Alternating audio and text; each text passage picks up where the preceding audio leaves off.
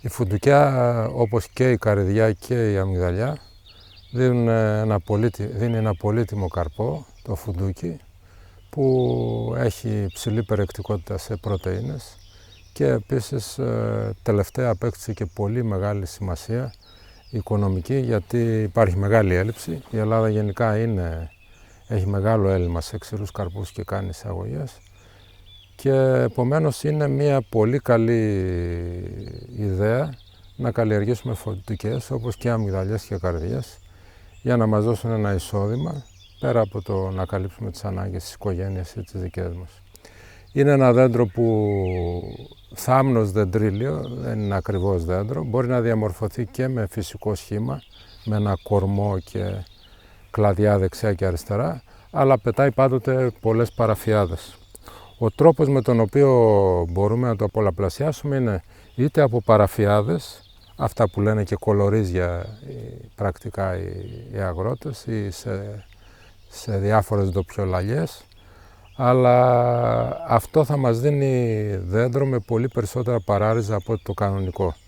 Καλύτερο είναι να πάρουμε μοσχεύματα και αυτό μπορεί να γίνει τέλος του Φλεβάρι, πριν πετάξουν τα μάτια, εκτυχθούν, και να τα βυθίσουμε μέσα στη γη και με τη συνεχή υγρασία και το πότιμα εύκολα μπορεί να μας δώσουν καινούργια δεντρίλια.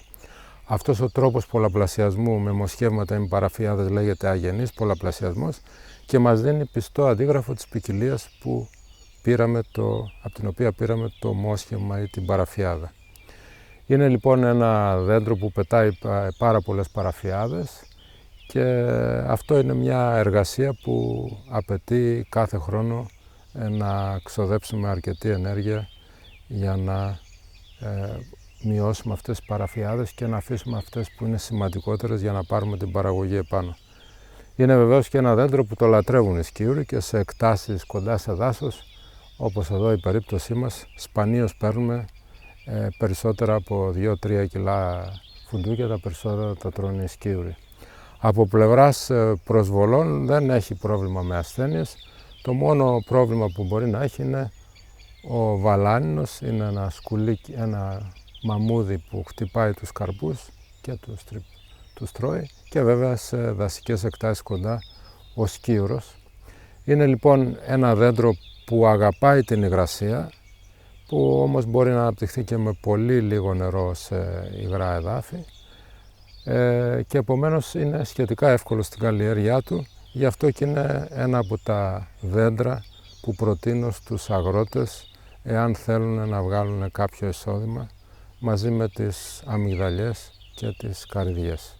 Υπάρχουν αρκετές ποικιλίες φουντουκιάς.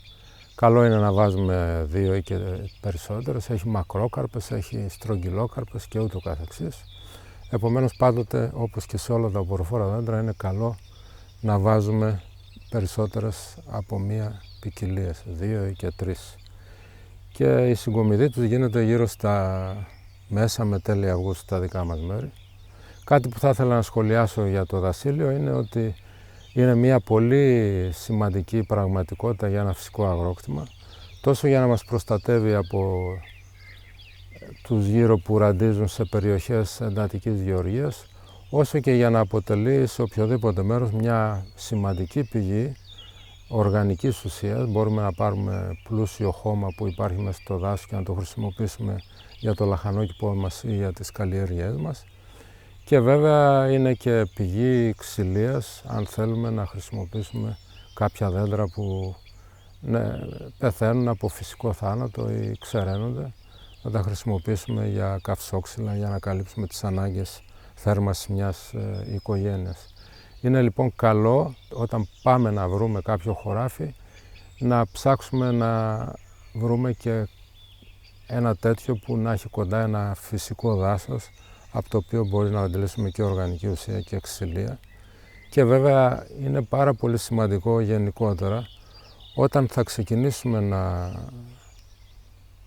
ψάξουμε για κτήμα να ξέρουμε κάποια βασικά πράγματα. Λέω πάντοτε στα εργαστήρια που κάνουμε ότι κοιτάζουμε αν το συγκεκριμένο χωράφι έχει μεγάλα δέντρα πλατήφυλλα. όχι πεύκα και κυπαρίσια, γιατί αυτά μπορούν και στις πέτρες να αναπτυχθούν. Αλλά αν υπάρχουν τέτοια, τότε είναι ένα καλό σημάδι ότι έχει βαθύ χώμα, επομένως δεν χρειαζόμαστε και πολλές αναλύσεις ή οτιδήποτε άλλο. Μπορούμε να ξέρουμε ότι έχει ένα βαθύ χώμα και επομένως μπορεί να μας δώσει παραγωγές πλούσιες και να γίνει μια αγώνιμη γη αν τη φροντίσουμε κατάλληλα. Εάν δεν υπάρχουν δέντρα τέτοια, τότε κοιτάζουμε την ποικιλία της βλάστησης πάνω στο έδαφος. Αν έχει 10, 15, 20 είδη αυτοφυών φυτών, είναι ένα καλό σημάδι. Αν μονοκαλλιεργείται από ένα είδος, είτε αγριάδα, είτε βέλιουρα, είτε οποιοδήποτε άλλο αγριόχορτο, τότε καλό είναι να το αποφύγουμε, γιατί αυτό είναι μια ένδειξη αρνητική όσον αφορά τη γονιμότητα του εδάφους. Και βεβαίως, όταν ψάχνουμε ένα χωράφι να βρούμε, είναι καλό να κοιτάζουμε και το γύρο χώρο. Πώς είναι τα βουνά, είναι δασωμένα, είναι γυμνά. Γιατί αν τα βουνά είναι γυμνά, τότε η διάβρωση θα αποτελέσει ένα καθοριστικό παράγοντα και για την επιβίωση του χωραφιού μας, αν είναι πιο χαμηλά, κουβαλώντας φερτές ύλες, κροκάλες και δυσχεραίνοντας τις καλλιέργειες. Και βέβαια, όπου δεν υπάρχουν δάση, εκεί και οι βροχοκτώσεις κατά συνέπεια είναι μειωμένες, γιατί αυτό που συνέλαβε ο Φουκουόκα, ο άνθρωπος που εμπνεύστηκε τη φυσική καλλιέργεια και εφάρμοσε επί 50 και χρόνια στην Ιαπωνία, όταν ήταν στην Αμερική το 1979, ήταν ότι η βροχή δεν πέφτει από τον ουρανό, πηγάζει από το έδαφος. Είναι τα μεγάλα δέντρα, τα ψηλά δέντρα, τα πλατιά φύλλα που με τη λειτουργία που κάνουν φέρνουν σύννεφα, περισσότερο ποσοστό νεφών σε σύγκριση με την εξάντμιση των νερών από θάλασσες, από ποτάμια ή από λίμνες.